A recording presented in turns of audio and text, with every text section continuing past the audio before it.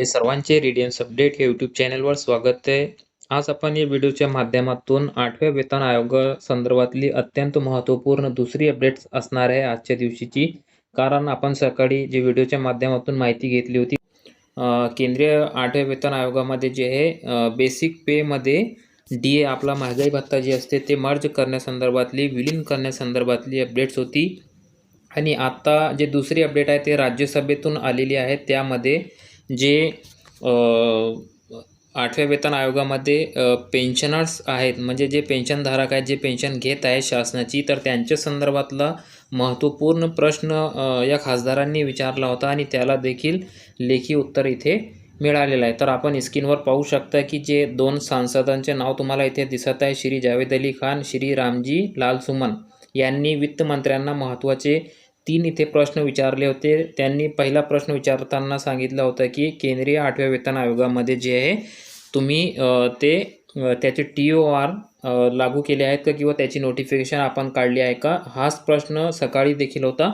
आणि त्यानंतर त्यांनी दुसरा प्रश्न इथे विचारलेला आहे की तुम्ही जे महागाई भत्ता आहेत ते महागाई भत्ता सेंट्रल पे कमिशन जे आहे 8वा केंद्रीय वेतन आयोग त्या अंतर्गत आपण आत्ताच्या घडीला म्हणजे इथे आपण ज्याला म्हणू शकतो की सध्याच्या घडीचं जे महागाई भत्ता झालेला आहे तर त्या आपण मर्ज करणार आहात का मूळ वेतनामध्ये, तर असे कोणतेही नियोजन नाही अशी माहिती सकाळीच आपण व्हिडिओमध्ये बघितली होती. लोकसभेचा तो प्रश्न होता आणि राज्यसभेमध्ये देखील तोच प्रश्न दुसऱ्यांदा विचारण्यात आलेला आहे. आणि तिसरा प्रश्न इथे जो महत्त्वाचा आहे तर तो आहे पेन्शन संदर्भातला. कारण बरेच जे सोशल मीडियावर अशी अफवा होती किंवा माहिती फिरत होती की ज्यामध्ये 8व्या केंद्रीय वेतन आयोगामध्ये पेन्शन संदर्भातला कोणताही उल्लेख नाही किंवा त्याबाबतचा कोणताही निर्णय त्यामध्ये घेण्यात आलेला नाही. तर याला अनुसरून जे फायनान्स मिनिस्टर आहे,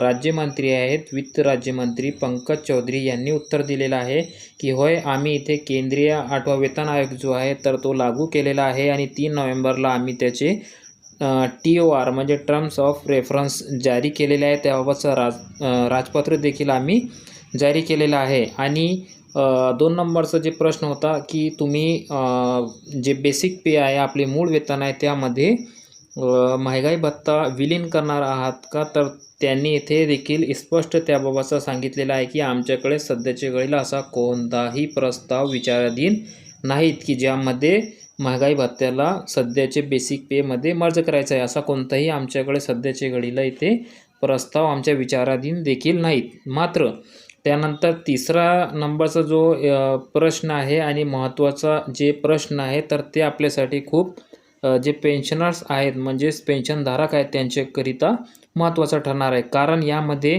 जे तिसऱ्या प्रश्नाला उत्तर देताना जे मंत्री आहेत त्यांनी सांगितलेलं आहे की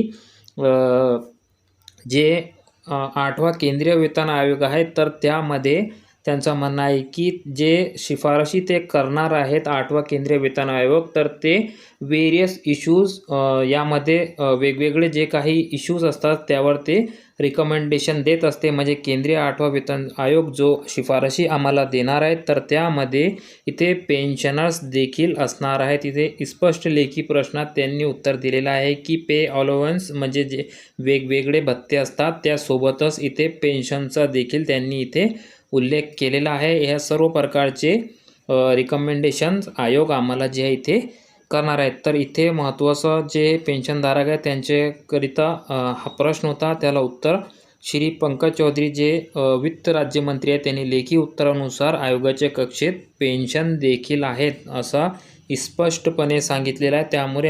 त्यामुळे आता झालेला जे संभ्रम होता पेन्शनधारकांचा तो इथे दूर होणार आहेत. आणि यावर देखील शिफारसी जी आहे आयोग शासनाला देणार आहेत. पेन्शनधारक जे आहेत त्यांच्यासाठी देखील आयोगाच्या शिफारसी जे असणार आहे ते लागू असतील असे चौधरी जे वित्त राज्यमंत्री आहेत त्यांनी राज्यसभेमध्ये प्रश्नाला उत्तर देताना सांगितलेलं आपल्याला दिसत आहे. तर यापूर्वी आपण केंद्रीय 8व्या वेतन आयोगाची माहिती घेतली होती की त्याकरिता 18 महिन्यांचा जो कालावधी आहे तो अहवाल सादर करण्यासाठी दिलेला आहे आणि आयोग त्यावर अंतिम रिपोर्ट देखील त्यापूर्वी देऊ शकते. आणि 1 जानेवारी 2026 पासून 8वा वेतन आयोग लागू होणे अपेक्षित आहे. आणि हा जो 8वा वेतन आयोग म्हणजे वेतन आयोग असते तो दर 10 वर्षांच्या कालावधीसाठी लागू करण्यात येतो. तर 8व्या केंद्रीय वेतन आयोगाचा जे फायदा असणार आहे ते केंद्राचे 69 लाखपेक्षा जास्त जे पेन्शनधारक आहे आणि 50 लाख जे केंद्रीय कर्मचारी आहेत त्यांना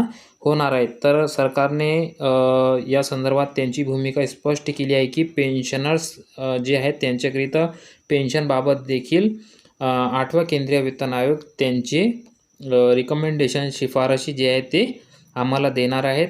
याचा समावेश CPCमध्ये त्यांनी केलेला आहे. तर ही महत्त्वाची दुसरी अपडेट्स होती ज्याची सविस्तर माहिती आपण इथे घेतलेली आहे.